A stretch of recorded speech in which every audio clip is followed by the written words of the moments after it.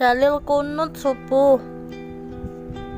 Dalil yang menyatakan bahwa membaca doa kunut di saat sholat subuh itu sunnah adalah hadis pertama dari Muhammad bin Sirin berkata, aku bertanya kepada Anas bin Malik, apakah Rasulullah Shallallahu Alaihi Wasallam membaca kunut dalam sholat subuh?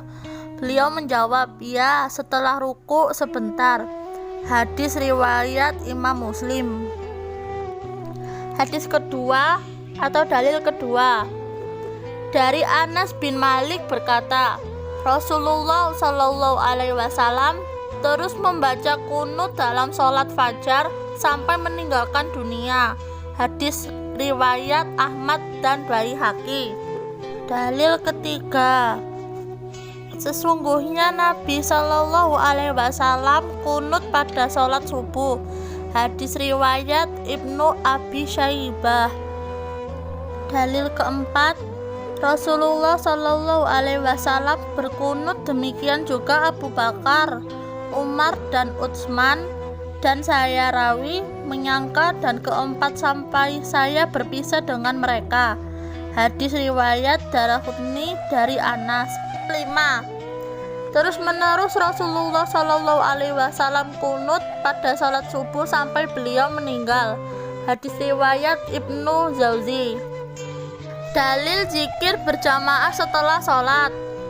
Diketahui dari Quran surat Yunus ayat 89, Allah berfirman, sesungguhnya telah diperkenankan doa kamu berdua, oleh karena itu tetaplah kamu berdua pada jalan yang lurus.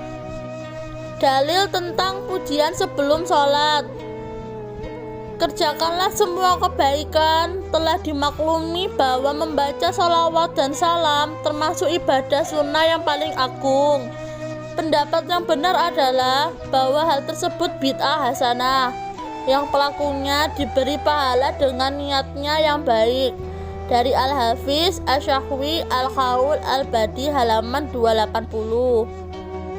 Apabila kaum itu berdoa, para malaikat itu membaca amin di atas doa mereka.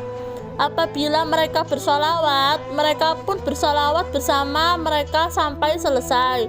Kemudian mereka berkata, beruntung kaum itu pulang dengan memperoleh ampunan Allah. Hal ini didasarkan kepada hadis Rasulullah dari Abdullah bin Umar, sesungguhnya beliau mendengar Rasulullah bersabda, jika kalian mendengar orang yang azan, maka ucapkan seperti apa yang ia ucapkan. Kemudian bersolawatlah kalian di atasku, karena barang siapa bersolawat untukku 1 kali, maka Allah membalasnya 10 kali. Lalu mintalah untukku wasilah. Dalil tentang istighosah. Dalil-dalil tawasul dan istighosah. Diperbolehkannya tawasul dan istighosah ini oleh ulama salaf tidaklah terjadi pertentangan, karena dalam tawasul itu sendiri seseorang bukanlah meminta kepada sesuatu yang dijadikan wasilah, akan tetapi pada hakikatnya meminta kepada Allah dengan barokahnya orang yang dekat dengan Allah, baik nabi, wali, maupun orang-orang yang soleh, dan juga dengan amal yang soleh. Dari Quran surat Al-Baqarah ayat 45, jadikanlah sabar dan sholat sebagai penolongmu, dan sesungguhnya yang demikian itu sangat berat, kecuali bagi orang-orang yang khusyuk. Nabi bersabda, ya Allah, berikanlah kepada kami hujan yang memberikan pertolongan. Hadis riwayat Bukhari. Dalil Al-Quran surat Al-Maidah ayat 35. Hai orang-orang yang beriman, bertakwa kepada Allah dan carilah jalan yang mendekatkan diri kepadanya. Berjihadlah pada jalannya supaya kamu mendapatkan keberuntungan. Surat Al-Anfal ayat 9. Ingatlah ketika kamu memohon pertolongan kepada Tuhanmu, lalu diperkenankannya bagimu, sesungguhnya aku akan mendatangkan bala bantuan kepadamu dengan 1000 malaikat yang datang berturut-turut.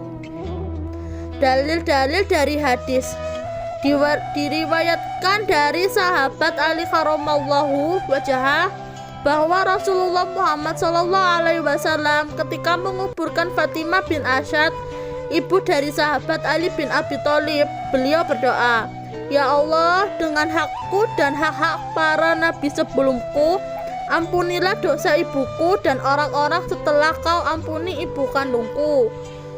Hadis riwayat Tobroni, Abu Naim, dan Al-Haythami dan lain-lain.